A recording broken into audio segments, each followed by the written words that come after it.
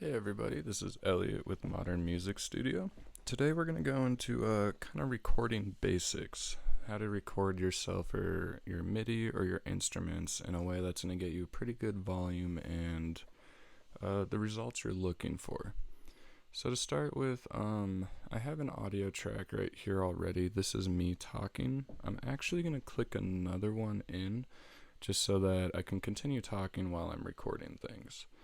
So when you're recording, you're going to want to make sure that you have your interface or microphone connected to your computer.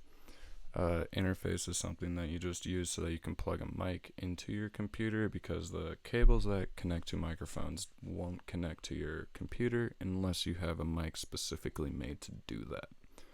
So check this out. With live, you're going to want to go into your preferences and go to your audio section. What this is going to do is it's going to open up your driver, audio input device, audio output device. Another important thing is going to be your latency. While recording, I recommend having your buffer size a little bit smaller. When you're mixing and producing, probably something a little bit higher. And what this does is, the lower it is, the less delay there is from your while you're recording. Meaning, right now when I'm talking, since I have it at 128, I can hear myself in my headphones instantly. If I have it up at 1024 samples, there's going to be about a half-second delay from the time my voice hits the mic to when it gets to my headphones, and it's really hard to record when you have that issue. So if you have a delay, just turn your buffer size down. It's going to make it a lot easier. Going back up here to our audio input device, I have a Scarlett 18i20 USB interface. So I have that selected. That's what my mic is going into right now. And then I'm using this multi-output device so that I can kind of send the audio to different places, such as the program I'm using to record this, as well as my headphones. So this output device is also going to my Scarlett so I can hear myself.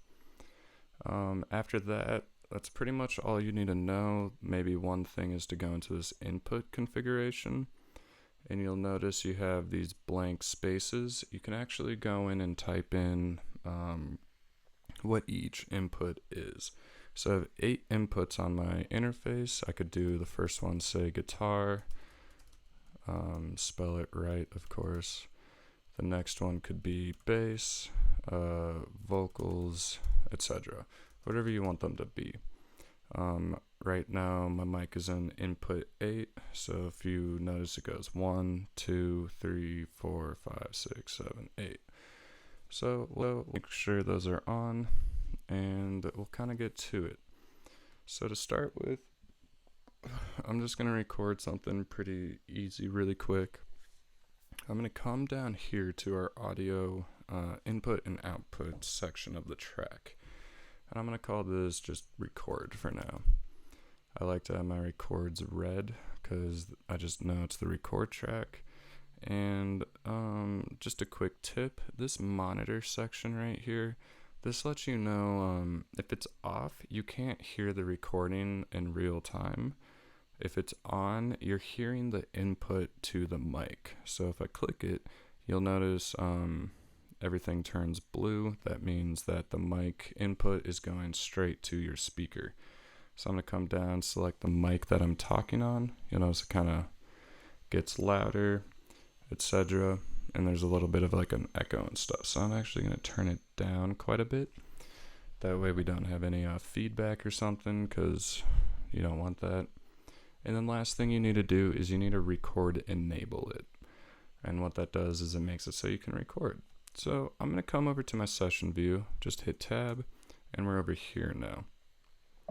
Next thing I'm going to do is I want to put in another track. I'm going to change the color, and we're just going to call this, we'll say vocal for now.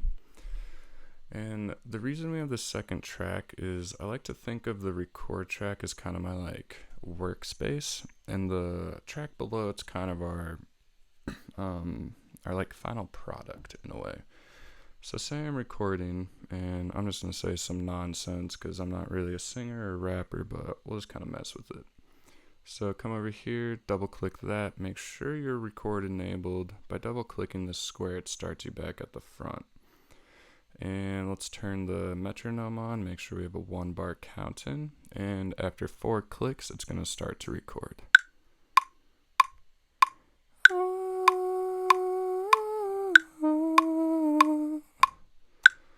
So now we have this track. You'll notice when I hit play, we don't actually hear it.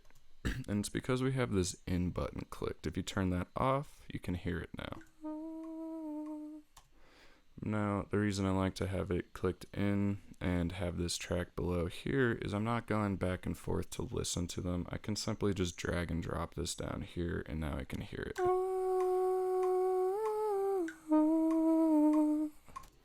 Pardon my horrible voice, I'm not a singer. But say I love this section right here and I absolutely hate this section. Super easy, just go back and record again.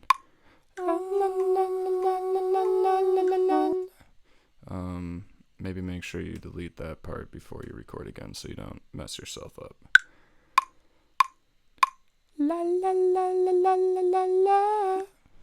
And we'll take that, drop it in here, see how it sounds. Probably not good, but you get the point. But now I don't like that section, so, you kind of just play around till you get the recordings you like. This is kind of how I recommend recording with Ableton. Now the next thing that I want to go into really quick is the actual levels that you're using while you're recording. You'll notice right now my voice is peaking at about, I don't know, we'll say 18, whatever this middle notch is between 12 and 24. I think that's a great spot to start because what you want to do is when you're recording, you want headroom. And headroom is this blank space right here. So if someone gets really loud, you'll notice it goes up a bit more, but it's not going to clip.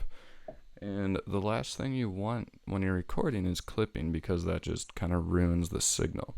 You'll notice I'm going to turn the gain up slowly. My voice is going to get a lot louder. And then if I check really hard, check, you'll notice that the signal started to turn red. When it turns red, that means you are clipping, and that's no good.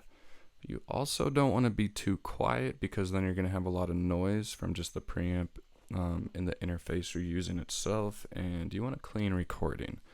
So again, you just want to chill between this 12 and the 24. As a singer or a guitar player or whatever, you'll notice there are parts where they play quieter and it's going to be a little quiet, and then there's going to be parts where they're playing really loud. Again, you just want to be in the middle so there's enough room for them to get quiet and enough room for them to get louder, and you don't have any clipping or distortion. So that's kind of the 101 for recording with audio tracks. Yeah, thanks for tuning in, and that's kind of how that works.